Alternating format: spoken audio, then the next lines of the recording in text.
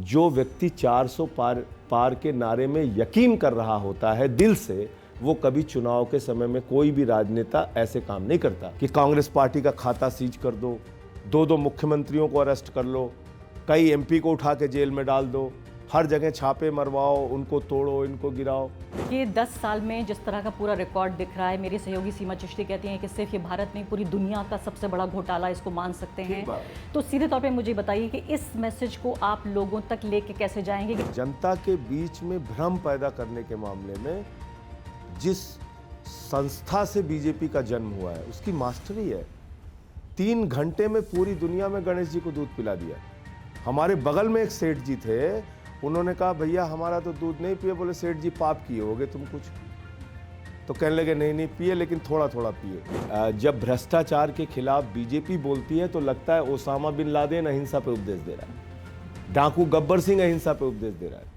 हिंदुस्तान की सबसे भ्रष्ट पार्टी है बीजेपी, मैंने ये बोला था और मैं ये कन्विंस्ड हूं। मैं ऐसा नहीं कि खाली उनको आरोपित करने के लिए बात बोल रहा हूं। जिस सरकार में 15 लाख करोड़ रुपए पूंजीपतियों का माफ कर दिया जाए, जिस सरकार में सेटलमेंट के जरिए 3,53,000 करोड़ रुपए कंपनियों का माफ कर दिया जाए, जिस सरकार में हिंडनबर्ग की रिपोर्ट को दबा दिया जाए, जिस सरकार में एक ही व्यक्ति को देश में आकाश से लेकर पाताल तक सारी संपत्तियां उसके नाम पे कर दी जाए, वो सरकार घोटालेबाज नहीं है। कल्याण सिंह की तीसरी पीढ़ी, कल्याण सिंह, राजवीर सिंह और उसके बेटे संदीप सिंह, तीनों भाजपा में। कल्याण सिंह जी तो मान लीजिए अब इस वक्त दुनिया में नहीं है, राजवीर सिंह सांसद है, उनके बेटे संदीप सिंह मिनिस्टर हैं,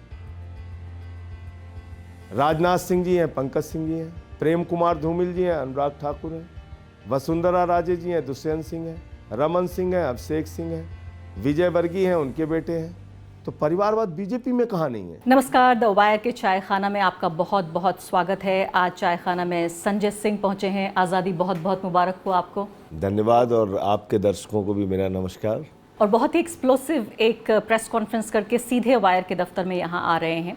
चाय खाने में आज चाय के लिए 2 शब्द कहे जाते हैं, लबसोज और लबदोज। ये फारसी के दोनों लफ्ज़ हैं।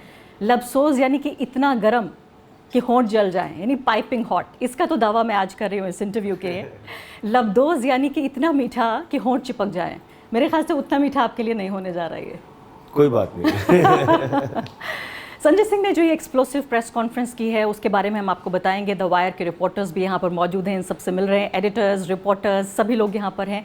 उनसे उनके सवाल भी हम यहाँ लेंगे दस्तूर के मुताबिक। लेकिन जो ये एक्सप्लोसिव प्रेस कॉन्फ्रेंस है, इसने वाकई जो इलेक्टोरल बॉन्ड की पूरी राजनीति और उसके इर्द गिर्द जो बहस हो रही थी लगातार पिछले कई हफ्तों से, उसको एक नया मोड़ दिया है। संजय सिंह ने जो बात कही है अपनी प्रेस कॉन्फ्रेंस में, हालांकि कई बार अलग अलग तरीके से ये बात कही जा चुकी है, लेकिन जिस तरीके से उन्होंने कही है उसको समझना बेहद ज़रूरी है। उन्होंने ये कहा है कि जिन कंपनियों को घाटा हुआ था उनको नरेंद्र मोदी की सरकार ने टैक्स में छूट दी और भाजपा को इसका फ़ायदा मिला।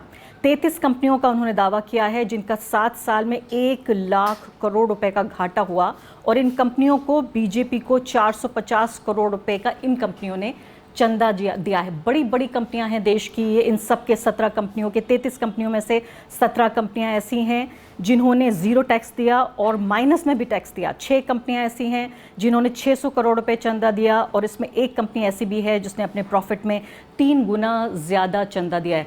संजय जी भूल गई आप जी, एक और भूल गई। एक कंपनी ऐसी है जिसने 93 टाइम्स ज्यादा चंदा दिया, उसको मुनाफा हुआ है सिर्फ 2 करोड़ रुपए का, और उसने शायद 187 करोड़, या फिगर हो सकता है मैं करेक्ट कर दूंगा जी हाँ, तो 93 टाइम्स ज्यादा चंदा दिया है। तो अब तक इस इलेक्टोरल बॉन्ड की बहस में 2 तरह की बहस चल रही थी। एक वो लोग थे जिन्होंने अपने फ़ायदे के लिए सीधे, जिसे क्विट प्रो को कहा जाता है कि आप मुझे दीजिए मैं आपको फ़ायदा पहुंचाऊंगा। दूसरे वो लोग थे जिनके ऊपर धमकी देकर ईडी और इनकम टैक्स की रेट डाल के उनसे पैसे लिए गए। ये तीसरी तरह की कैटेगरी आपने इंट्रोड्यूस की है। बिल्कुल, ये तीसरी तरह की कैटेगरी ये है कि जो कंपनियां सिर्फ कागजों पे हैं, फर्जी कंपनियां हैं, सेल कंपनियां हैं, जिनका आता पता नहीं है, वो कंपनियां हैं। आप बताइए, जो कंपनी घाटे में है उस कंपनी ने, और आपको एक बात और मैं बता दूं, 2017 तक चुनाव आयोग का ये नियम था कि पिछले 3 सालों में अगर आपको मुनाफा हुआ है तभी आप अपने मुनाफे में से मात्र 7.5% पार्टियों को चंदा दे सकते हैं। ये कंफर्म कर लीजिएगा आप।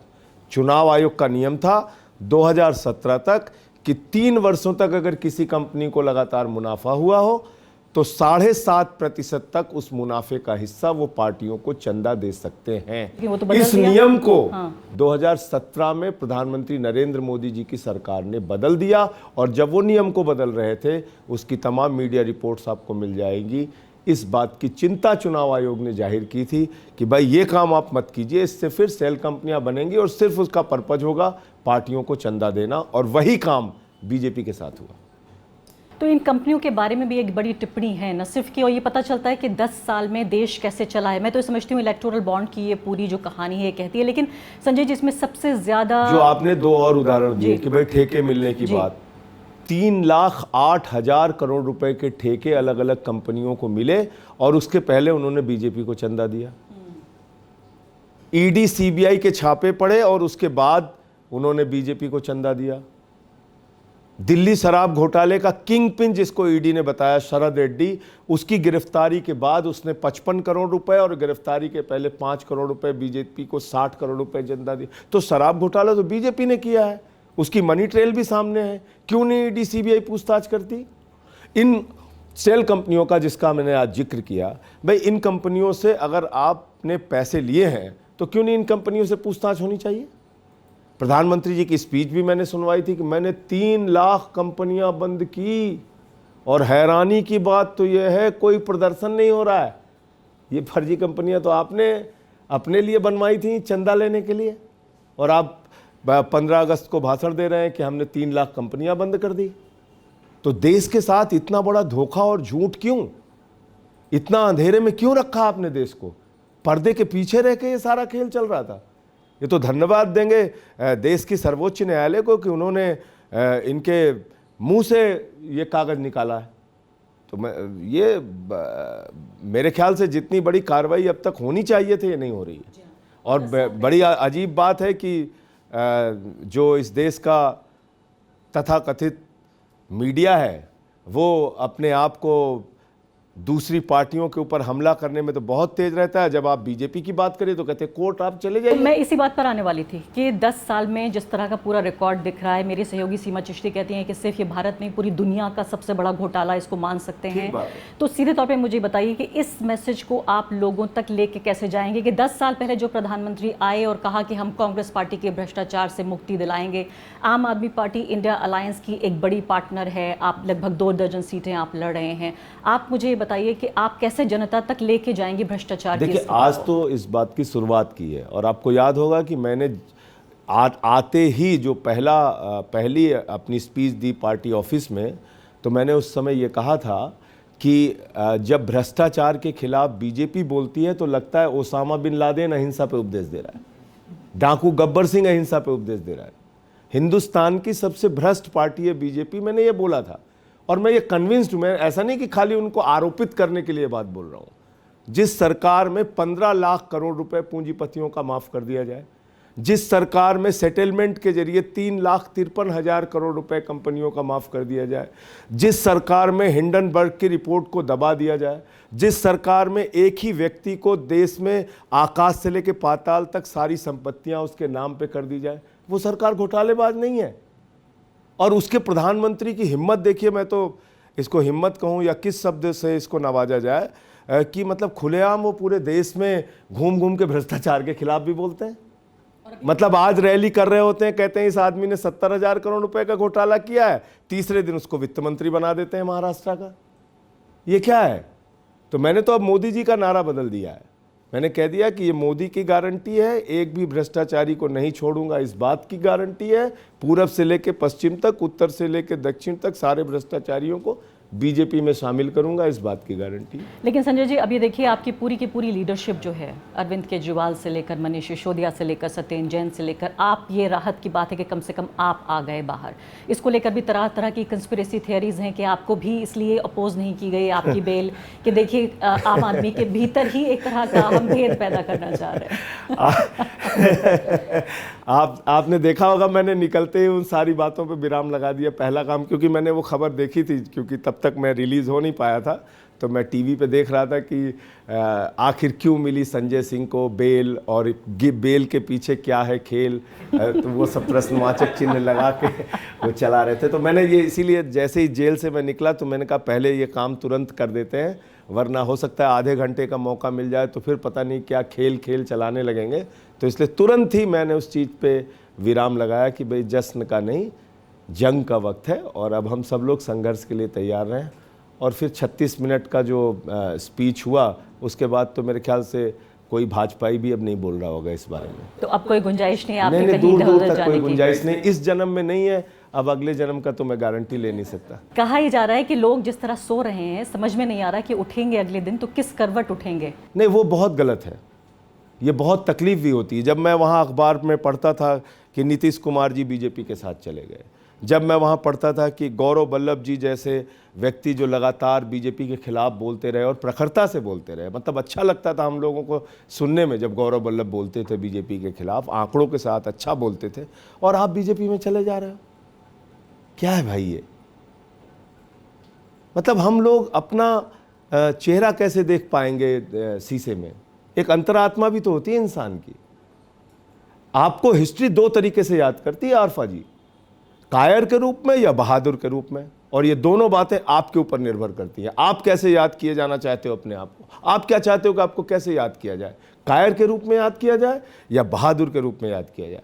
और अगर आप चाहते हो कि आपको कायर के रूप में याद किया जाए तो छोटे छोटे मुकदमों के डर से जाइए, शामिल हो जाइए बीजेपी में। तो 6 महीने में आपकी हिम्मत नहीं टूटी है? जेल की जिंदगी बड़ी मुश्किल होती है। मैंने पहले ही घुसते उन्हीं लोगों को पढ़ना शुरू किया जिनकी लंबी लंबी जिंदगी जेल में रही। सबसे पहली किताब मैंने नेल्सन मंडेला जी के बारे में पढ़ी, और उसके बाद तो लगा कि ये क्या जेल है। जिस जेल में उनको रखा गया था, ऊपर खड़े होते थे तो छत वो ठीक से खड़े भी नहीं हो सकते थे उनकी लंबाई के हिसाब से। कई साल तक तो उनको हाफ पैंट में रखा गया, फुल पैंट पहनने के लिए नहीं मिला। कड़क धूप में पत्थर उनसे तोड़वाए जाते थे। तो ये कौन सी जेल है? काला पानी में जिन लोगों को जेल हुई, एक एक साल में एक चिट्ठी लिख सकते थे वो। यहां तो हर दिन में 5 मिनट अपने परिवार से बात कर सकता था, 2 वीडियो कॉन्फ्रेंसिंग 15-15 मिनट की हफ्ते में कर सकता था, 30-30 मिनट की 2 लीगल मुलाकात कर सकता था। और टेनिस वगैरह भी खेल रहे थे, आपको बाद में वहाँ आपको पे इजाज़त मिली? बैडमिंटन के कोर्ट थे, मल्टीपर्पज हार थे, कबूतर एक जगह होते थे, वहाँ जाके दाना खिला सकते थे आप, म्यूजिक का रूम होता था, वहाँ पे कैरोके सिस्टम था, वहाँ आप गाना गा सकते। ये कौन सी जेल है? अगर आप वाकई अपने आप को क्रांतिकारी कहते हैं, बड़े सूरमा कहते हैं हम बीजेपी से लड़ना चाहते हैं, और ऐसी जेलों से आप डर रहे हैं?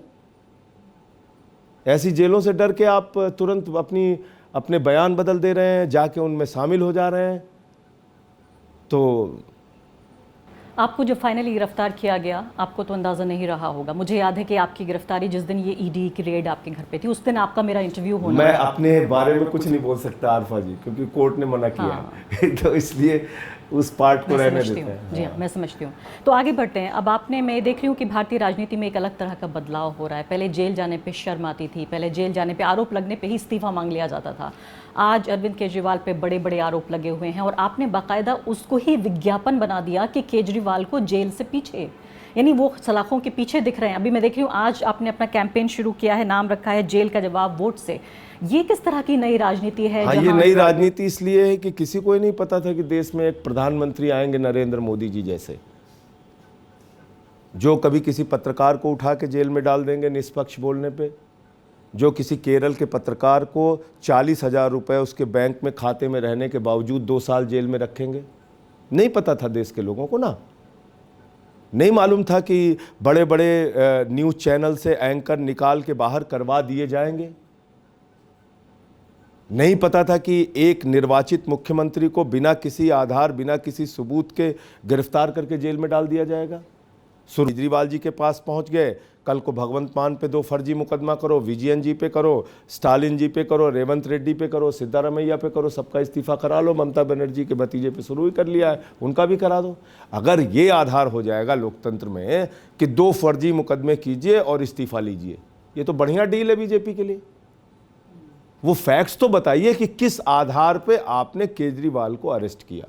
10वीं का बच्चा मेरे सामने यहीं बिठाल दीजिए, वो किसी भी विचारधारा से जुड़ा हुआ हो, मैंने वो क्या उसकी विचारधारा कोई पॉलिटिकल तो उसका वो होता नहीं, उसका तो निष्पक्ष मूल्यांकन होगा। और मैं ये बता देता हूँ कि भाई केजरीवाल का मामला ये है, उससे ही पूछ लीजिए वो उसमें कहाँ भ्रष्टाचार है। एक एजेंसी है ईडी, 162 लोगों की गवाही लेती है। दूसरी एजेंसी है सीबीआई, 294 लोगों का गवाही लेती है। 456 गवाहों में से मात्र 4 गवाहों ने अरविंद केजरीवाल का नाम लिया। उन 4 गवाहों ने अरविंद केजरीवाल का नाम किन परिस्थितियों में लिया? 16 सितंबर 2022 को मंगुंटा रेड्डी के घर पे ईडी का छापा होता है। 10 फरवरी 2023 को उसके बेटे राघव रेड्डी की गिरफ्तारी हो जाती है। 18 जुलाई को 2023 में उसकी रिहाई हो जाती है। इस दौरान 10 बयान बाप बेटे मिलकर देते हैं और अंतिम के 2 बयान जिसमें वो केजरीवाल का नाम लेते हैं, 16 जुलाई वाला बयान, 18 जुलाई को उनकी जमानत मिल जाती है। और जो 8 बयान जिसमें केजरीवाल का वो जिक्र नहीं करते हैं, वो अनरिलाइड अपॉन डॉक्यूमेंट में डाल दिए जाते हैं। आरफा जी, मुझे ये बताइए, ईडी का दफ्तर कोई म्यूजियम तो है नहीं, ना रद्दी की टोकरी रखने की जगह है कि आपने कोई एविडेंस अगर मेरे खिलाफ इकट्ठा किया है, XYZ के खिलाफ, किसी के भी खिलाफ, तो आपने क्यों इकट्ठा किया है? इसलिए कि उसको आप दोषी साबित कर सकें। कहाँ दोषी साबित करेंगे? न्यायालय के अंदर। तो आप सारे कागजात कोर्ट के सामने क्यों नहीं रखते? क्यों नहीं रखते आप सारे कागजात? तो एक और बता दूं, बस एक और गवाही के बारे में बता दूं। तो इन्होंने अनरिलाइड अपॉन डॉक्यूमेंट में रखा। तीसरा गवाह आता है शरद रेड्डी, उसके यहाँ 9 नवंबर को ईडी का छापा होता है। 10 नवंबर को उसको गिरफ्तार कर लिया जाता है और उसके बाद उसकी 25 अप्रैल की जमानत हो जाती है। लगभग 6 महीने में उसने 12 बयान दिए और 12 में से 10 बयान में केजरीवाल का जिक्र नहीं किया। अंतिम 2 बयान में अरविंद केजरीवाल का जिक्र किया और जैसे ही उसने केजरीवाल का जिक्र किया, उसकी बेल हो जाती है। आप मुझे बताइए, उसके 10 बयान को अनरिलाइड अपॉन डॉक्यूमेंट में रख लिया।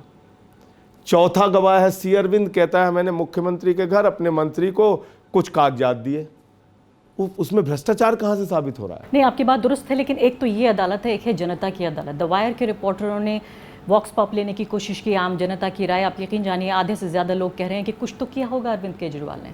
अब आप मुझे बताइए, ये आपकी खबर के लिए भी, आपकी जानकारी के लिए भी एक तरह का सर्वे मान सकते हैं इसको, जितने भी लोगों से द वायर के लोगों ने बात की। हालांकि आधे लोग ये कह रहे थे कि ये फंसाने की कोशिश है। तो इनमें काफ़ी लोग ऐसे हो सकते हैं जो आपके वोटर हों, कुछ ऐसे हो सकते हैं जो सोच रहे हों आपको वोट देने के बारे में, लेकिन ईडी की इस पूरी छानबीन और जेल जाने से हो सकता है पीछे हट जाएं। अब हम चुनाव से ठीक 10 दिन पहले आपसे ये बातचीत कर रहे हैं। आप मुझे बताइए, एक पॉलिटिशियन होने के नाते भी और एक तरह के राजनीति के ऑब्जर्वर होने के नाते भी, आपकी नज़र में देश में इस वक्त सबसे बड़ा मुद्दा क्या है जिस पे चुनाव हो रहा है? देखिए, मुझे लगता है कि इस समय जो सबसे बड़ा मुद्दा है वो है भारतीय जनता पार्टी का ये महाघोटाला और भ्रष्टाचार, जिसको शायद हम लोग उतनी मजबूती से लोगों तक नहीं पहुंचा पा रहे हैं। मैं ऐसा मानता हूं, नहीं पहुंचा पा रहे हैं, नहीं पहुंचा पा रहे हैं। जितना व्यापक तौर पे इलेक्टोरल बॉन्ड के करप्शन को पहुंचाना चाहिए, वो शायद उतनी मजबूती से हम लोग नहीं पहुंचा पा रहे हैं। समझ में भी आ रहा है लोगों को, बहुत टेक्निकल बात तो नहीं है, इसलिए मैंने आज सरल भाषा में समझाने की कोशिश की। लेकिन आपको लगता है चुनाव के दौरान इस बात को सारे नेता अगर बोलेंगे तो पहुंचेगी। लेकिन मोदी जी तो कह रहे हैं कि कांग्रेस पार्टी हिंदुओं की दुश्मन है। वो तो मंदिर में देखिए, उन्होंने वहां पूजा नहीं की, वो मंदिर पे आ गए। फिर मैं आ जाता हूं उस पर, फिर मैं उस पर आ जाता हूं।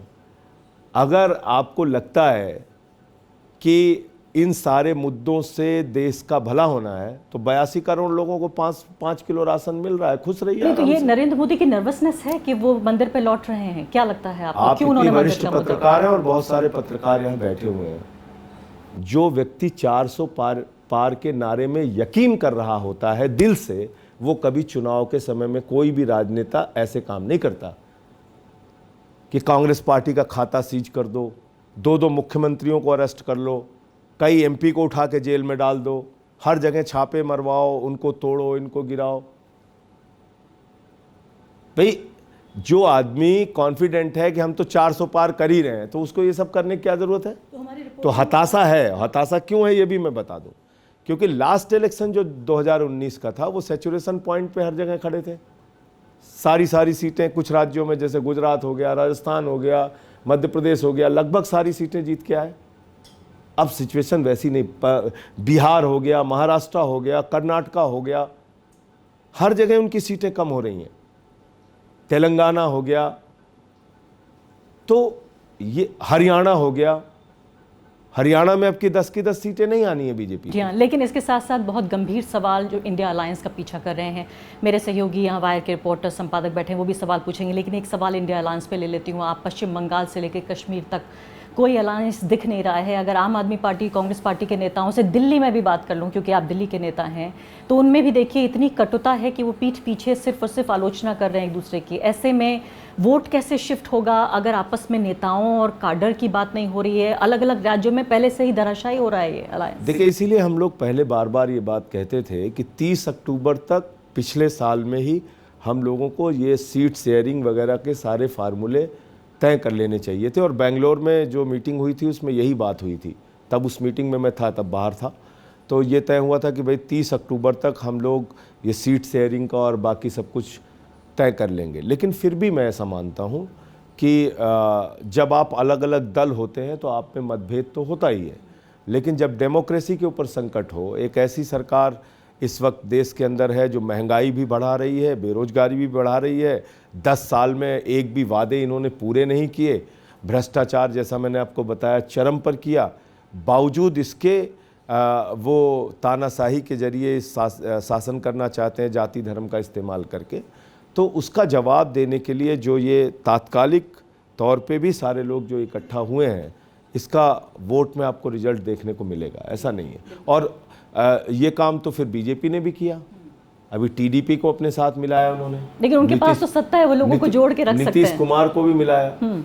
हाँ, ये बात आपने ठीक कहा, सत्ता है, संसाधन है, मैं मानता हूँ, लेकिन इंडिया गठबंधन के भी जो दल हैं वो बीजेपी से लड़ रहे हैं और मिल के लड़ रहे हैं। निश्चित रूप से आप देखिएगा ये 400 पार का नारा कितना झूठा है। एक आंकड़ा इंडिया अलायंस का भी दे दीजिए, कितने नंबर आएंगे? आपका कितना आंकड़ा?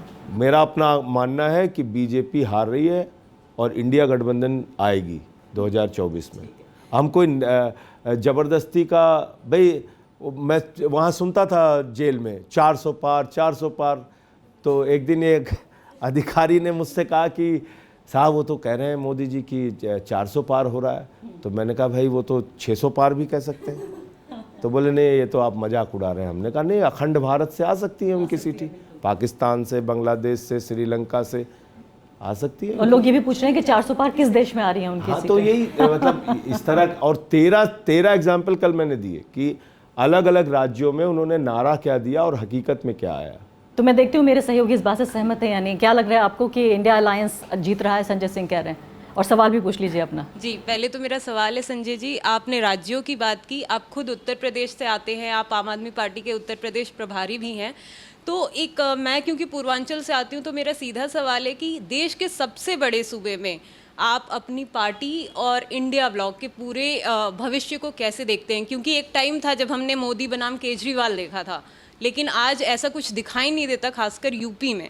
तो आप देखिए, यूपी में जो नगर निगम के चुनाव हुए थे उसमें हमारी पार्टी ने अच्छा परफॉर्मेंस किया था, और क्योंकि मैं इस वक्त जेल में था पिछले कुछ 6 महीने से, तो चुनाव की हिस्सेदारी में तो हम लोग नहीं हैं यूपी के अंदर, लेकिन इंडिया गठबंधन को जिताने के लिए जो उनके दलों के नेता हैं, चाहे समाजवादी पार्टी के हैं या कांग्रेस के हैं, मैं 1-2 दिन में ही जा रहा हूँ, उनसे मुलाकात भी करूँगा, और हमारा पूरा काडर, आम आदमी पार्टी के पूरे कार्यकर्ता, हम लोग जुटेंगे इंडिया गठबंधन को जिताने के लिए। जितनी भूमिका निभा सकते हैं, जहाँ जहाँ जाके बोलना होगा, कहना होगा, करेंगे अपना काम, क्योंकि इस वक्त जो है देश के ऊपर बड़ा संकट है। मैं ऐसा मानता हूँ, दिल से मानता हूँ कि ये डेमोक्रेसी ही नहीं बचेगी अगर यही हालत रही तो।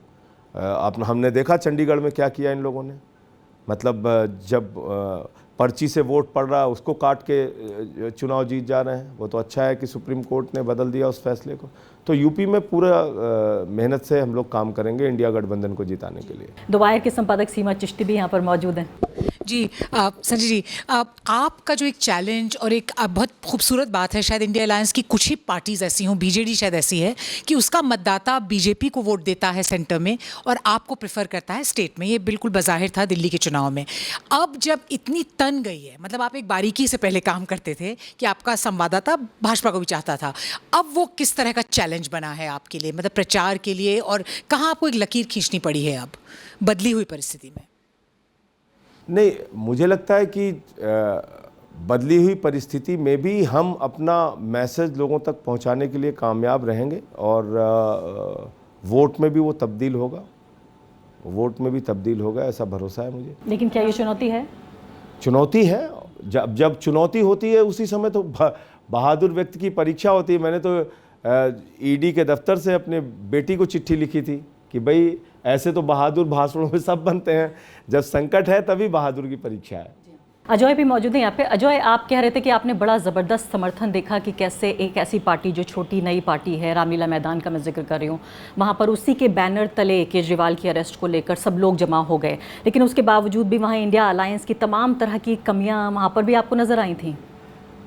जी, इंडिया अलायंस की ये जो रैली हुई थी वो आम आदमी पार्टी ने ही मोबिलाइज़ किया था, वो हमने देखा था। सारे लीडर्स इंडिया अलायंस के तो थे ही, मगर ग्राउंड में मोबिलाइजेशन सारी पार्टीज़ को जिस तरीके से करना चाहिए था, मुझे नहीं लगा कि वह इस तरीके से हुआ। आम आदमी पार्टी ने अगुवाई ली और वहाँ पर क्राउड मोबिलाइज़ किया अलग अलग देशों से।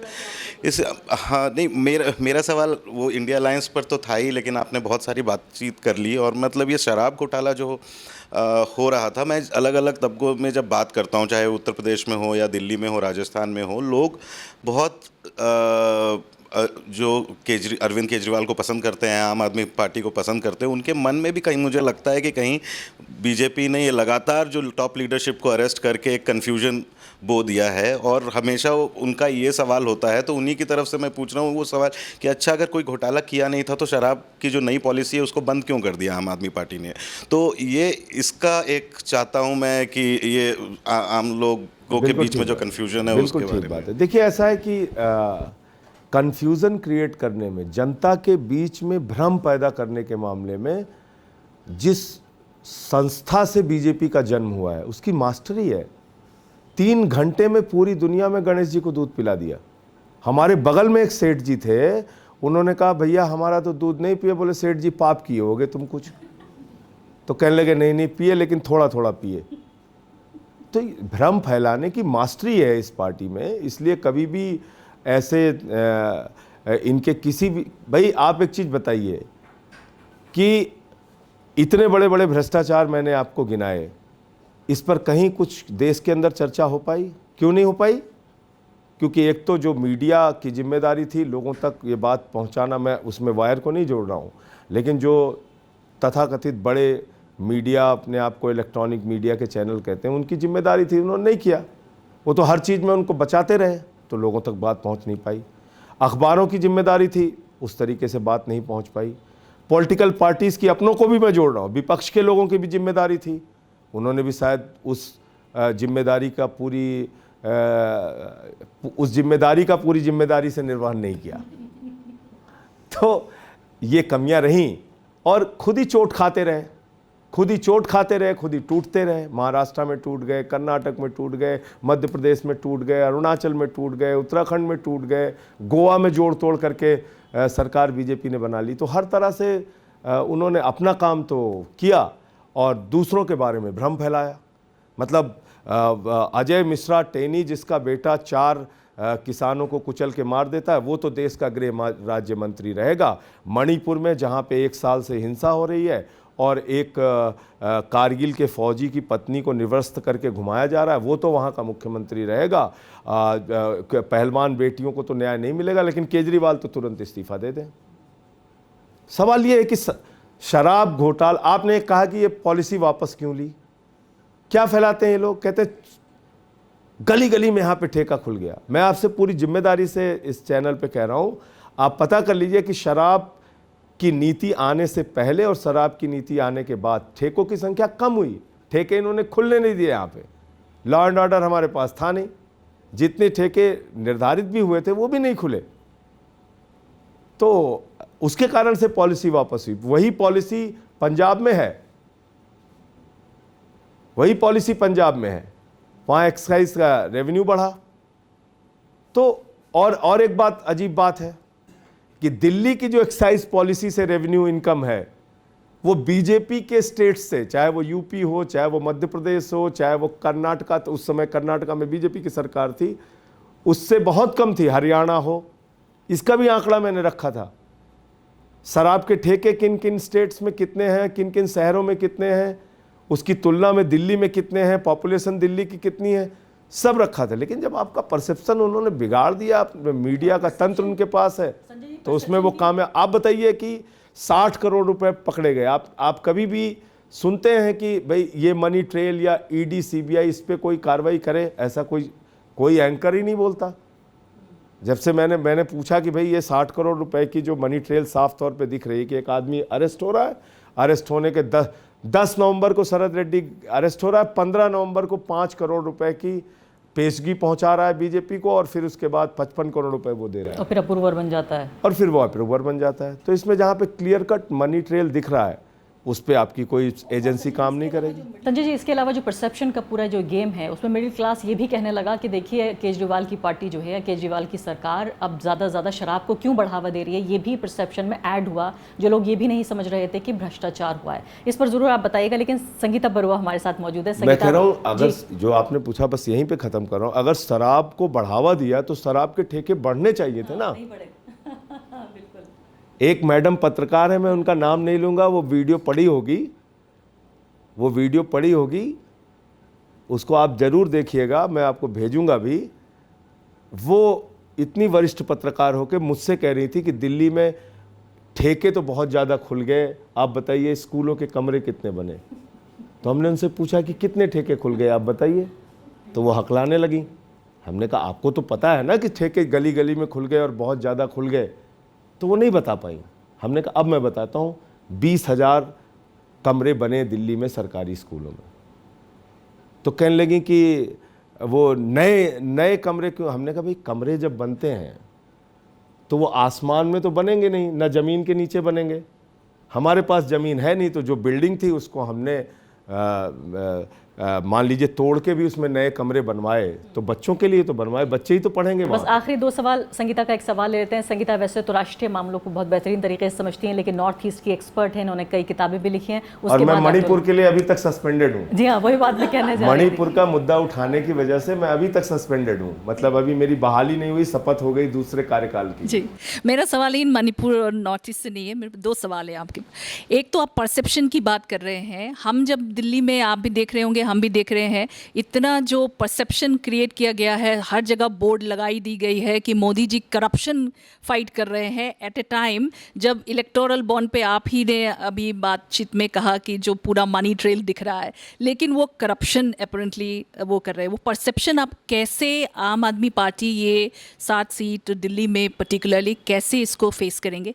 दूसरी बात, आपने तानाशाही की बात करी हर जगह, तो ये हमने तो डिक्लेयर्ड इमरजेंसी देखा है, क्या आप इसको अनडिक्लेयर्ड इमरजेंसी मानेंगे? बिल्कुल है। डिक्लेयर्ड इमरजेंसी में भी किसी सिटिंग चीफ मिनिस्टर को गिरफ्तार नहीं किया गया था। फर्जी गवाही के आधार पे, फर्जी मुकदमे के आधार पे डिक्लेयर्ड इमरजेंसी में भी किसी सिटिंग चीफ मिनिस्टर के, अपोजिशन के किसी सिटिंग चीफ मिनिस्टर को अरेस्ट नहीं किया गया था। आज पत्रकार डरे हुए हैं, आम आदमी में से कोई आवाज़ उठाता है, सोशल मीडिया पे कोई कुछ लिख देता है, वो डरा हुआ है, पॉलिटिशियंस डरे हुए हैं। मैं तो हैरान होता हूँ। मैं तो कहता हूँ भाई डॉक्टर ने थोड़ी बताया कुर्ता पजामा पहनने के लिए, घर बैठो राजनीति नहीं कर सकते तो भाई आपको माला पहना के जो कार्यकर्ता जिंदाबाद लगाता है, उसके बाद आप बीजेपी में जाके शामिल हो जाते हो, उसको कितनी तकलीफ होती है। तो आपको डॉक्टर ने थोड़ी बताया कि आप राजनीति करो। अगर मान लीजिए आपको डर लग रहा है, आप घर बैठिए, बच्चों को खिलाइए, काम कीजिए अपना। जो आपने कहा, 2 चीज़ों पे बहुत ज़्यादा बोलते हैं प्रधानमंत्री जी, परिवारवाद पे और भ्रष्टाचार पे, और दोनों उनकी पार्टी के अंदर कूट कूट के भरा हुआ है। मतलब संजय निषाद का साथ लेंगे, जिसका पूरा परिवार ही पार्टी है, और उसके बाद वो परिवारवाद के खिलाफ बोलेंगे। कल्याण सिंह की तीसरी पीढ़ी, कल्याण सिंह, राजवीर सिंह और उसके बेटे संदीप सिंह, तीनों भाजपा में। कल्याण सिंह जी तो मान लीजिए अब इस वक्त दुनिया में नहीं है, राजवीर सिंह सांसद है, उनके बेटे संदीप सिंह मिनिस्टर हैं, राजनाथ सिंह जी हैं, पंकज सिंह जी हैं, प्रेम कुमार धूमिल जी हैं, अनुराग ठाकुर हैं, वसुंधरा राजे जी हैं, दुष्यंत सिंह हैं, रमन सिंह हैं, अभिषेक सिंह हैं, विजय वर्गीय हैं, उनके बेटे हैं। तो परिवारवाद बीजेपी में कहाँ नहीं है? अब अमित शाह जी के बेटे मान लीजिए सीधे राजनीति में नहीं है तो बहुत छोटी सी संस्था में है वो, जहाँ पे कोई मतलब मेरे ख्याल से जितना पान वाले कमाते होंगे उससे ज़्यादा कमाई तो है नहीं वहाँ पे। तो अब ऐसे ही है। उसके बावजूद पूरे देश के भ्रष्टाचारियों को चुन चुन के अजीत पवार, छगन भुजबल, हसन मुशर्रफ, किसका नाम ले, नारायण राणे, अशोक चौहान, जनार्दन रेड्डी, शुभेंदु अधिकारी, मुकुल राय, हेमंत विश्व शर्मा, जिन सारे लोगों पे संजय सिंह ने नहीं खुद बीजेपी ने आरोप लगाया, उनको पकड़ पकड़ के अपनी पार्टी में शामिल कर लेते हैं, फिर कहते हैं हम भ्रष्टाचार के खिलाफ बोल रहे हैं। और आप गजब की बात देखिए कि अब वही होता है कि जब अंधभक्ति एक चीज़ होती है तो अंधभक्ति में अगर आदमी डूब जाता है तो सच्चाई नहीं देख पाता है। मतलब लोगों को भी ये दिख नहीं रहा है साफ तौर पे कि यार एक आदमी मतलब चुन चुन के भ्रष्टाचारियों को अपने साथ ले भी रहा है और फिर भ्रष्टाचार के खिलाफ बोल रहा है। तो ये दिक्कत आ गई कि लोगों तक बात पहुंचाएगा कौन, तो उसके लिए हम लोगों को शायद और ज़्यादा प्रयास करने की ज़रूरत है। बिल्कुल बिल्कुल, आखिरी कुछ सेकंड बचे। महुआ मोइत्रा बोलती थी, देखिए उनकी सदस्यता ले ली। अतुल, आपको बहुत नज़दीक से कवर करते हैं, बहुत छोटा सा सवाल जल्दी से पूछ लीजिए। छोटा सा सवाल यही है आपसे कि आम आदमी पार्टी का जन्म ही भ्रष्टाचार के खिलाफ आंदोलन से जन्मी हुई पार्टी आम आदमी पार्टी को कहा जाता है, जिसका नेतृत्व अरविंद केजरीवाल हो, मनीष सिसोदिया हो, इन लोगों ने किया था। अभी चुनाव कुछ ही दिनों में आने वाले हैं और आपने भी अभी जिक्र किया कि भ्रष्टाचार तो बहुत हुआ है, पूरा देश जान रहा है कि बीजेपी के पास एक वॉशिंग मशीन है, यहाँ से आप वहाँ पर एंटर करो और आपका भ्रष्टाचार खत्म होगा, जैसे कि नारायण राणे हो, अशोक चौहान हो, जिन पर आरोप है। ये सबसे बड़ा मुद्दा होते हुए भी विपक्ष कहाँ पर कम पड़ रहा है ये मुद्दा लेके जनता में जाने के लिए, क्योंकि आम आदमी पार्टी ने हमने पहले देखा है कि भ्रष्टाचार के मुद्दे को ही लेकर दिल्ली में सरकार बनाई, नेशनल पार्टी बनी। अभी जो आपके लिए ये तो फेवर वाली चीज़ें है, लेकिन क्यों आप इसमें कमी हो रही है? और एक लास्ट सवाल ये है कि अगर अरविंद केजरीवाल इस चुनाव के दौरान जेल में ही रहते तो आम आदमी पार्टी का फेस कौन होगा इस चुनाव में? देखिए ऐसा है कि पहली बात तो ये कि आपने पूछा कि भाई भ्रष्टाचार के खिलाफ आवाज़ हम लोगों ने उठाई। भ्रष्टाचार इस वक्त हो भी रहा है बीजेपी की सरकार के द्वारा और भ्रष्टाचारियों को बीजेपी शामिल भी कर रही है, लेकिन उनके खिलाफ कहाँ कमी रह गई आवाज़ उठाने में? इन्होंने विपक्ष को कहीं खड़ा नहीं होने दिया। जहाँ कहीं विपक्ष ने पैर जमाया उनके पैर को उखाड़ के फेंक दिया और लोग डरे भी, टूटे भी, छोटे छोटे लालच में बिक गए। तो इसके कारण से जो एक मुहिम चलाने की बात होती है, जैसे आप राहुल गांधी को लीजिए, राहुल गांधी जी ने अडानी को टारगेट करना जैसे ही पार्लियामेंट के अंदर शुरू किया, आपने देखा एक ऐसे मामले में उनको सज़ा हो गई, उनकी सदस्यता ले ली गई, जिस केस के बारे में मैं न्यायालय पे तो कोई टिप्पणी नहीं करूंगा, लेकिन लोग हंसते हैं कि यार ऐसे 2 साल की सज़ा। डिफेमेशन के मामले में 2 साल की सज़ा मैक्सिमम सज़ा है और वो मैक्सिमम सज़ा उनको मिल जाती है। संसद में भी देखा है हमने, जिन जिन सांसदों ने इन पर सवाल उठाए उन पर कार्रवाई, जैसे कि अभी मैं बता रहा हूँ आपको। अच्छा, तो देखिए मुझे लगता है कि इस चुनाव में हम लोग केजरीवाल के नाम पर पूरा कैंपेन प्लान कर रहे हैं और जेल का जवाब वोट से यही संदेश देने का है कि हमारे नेता को जेल में रखा गया है और किस कारण से, क्योंकि उन्होंने दिल्ली में अच्छे काम करके दिखाए हैं। तो आप उसका जवाब दीजिए अपने वोट की ताकत से और बीजेपी की तानाशाही को हराइए। ऑल द बेस्ट विशेस, बहुत बहुत शुक्रिया। और आपका बाहर आना लोकतंत्र के लिए एक बहुत अच्छी खबर है। बहुत बहुत शुक्रिया वायर के स्टूडियो में। Thank you.